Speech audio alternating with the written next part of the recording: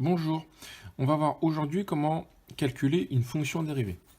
Pour pouvoir calculer une fonction dérivée, on va se servir du formulaire donc, que vous aurez le jour du bac. Le principe, c'est trouver dans la colonne de gauche à quoi ça correspond et donner l'équivalent dans la colonne de droite. Si on a une fonction x au carré, la dérivée va être 2x. Si la fonction est x au cube, la fonction dérivée va être 3x au carré. Si la fonction ressemble à ax plus b, c'est-à-dire un nombre accroché à un x plus un autre nombre tout seul, on ne va garder que le a, c'est-à-dire le nombre devant le x.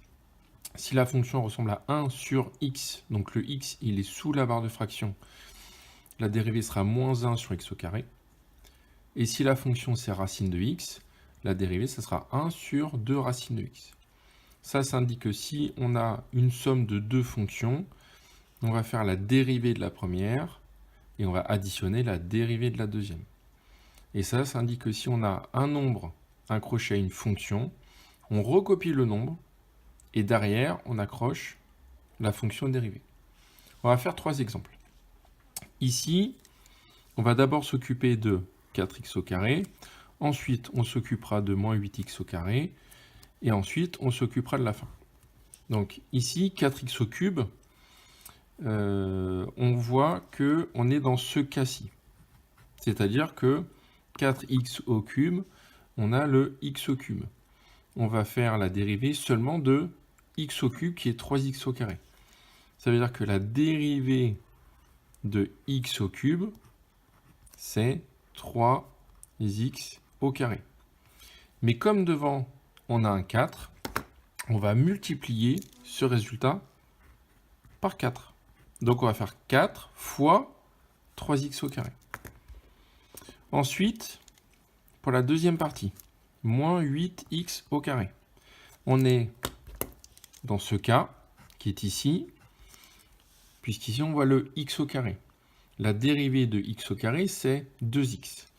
Donc la dérivée de x au carré, c'est 2x.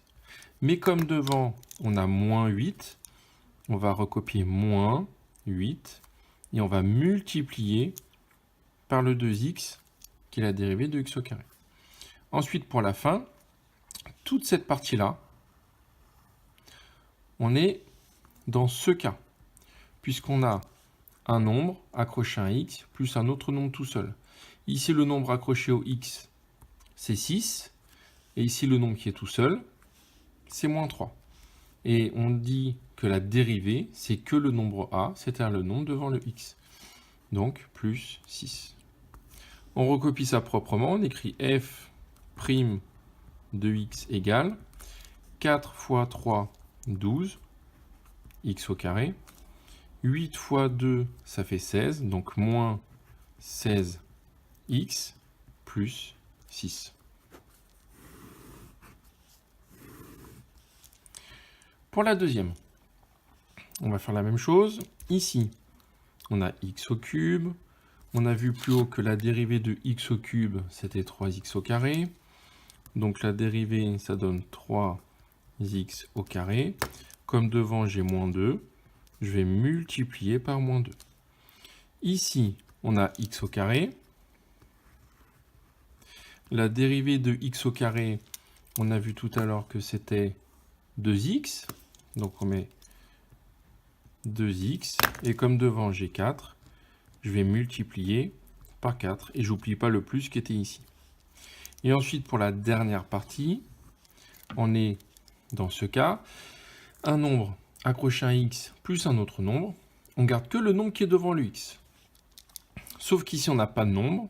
Et je rappelle que lorsqu'on ne voit pas de nombre devant le x, le nombre qui se cache, c'est 1. Donc, plus 1. La fonction dérivée est égale à, donc, moins 2 fois 3, ça fait moins 6x au carré. 4 fois 2, 8, donc plus 8x plus 1. Dernier exemple, celui-ci. Donc le premier x au cube, Étant donné qu'il n'y a pas de nombre devant, ça va être facile. La dérivée de x au cube, c'est 3x au carré. Ensuite, ici, comme je vois un x au carré, la dérivée de x au carré, ça donne 2x.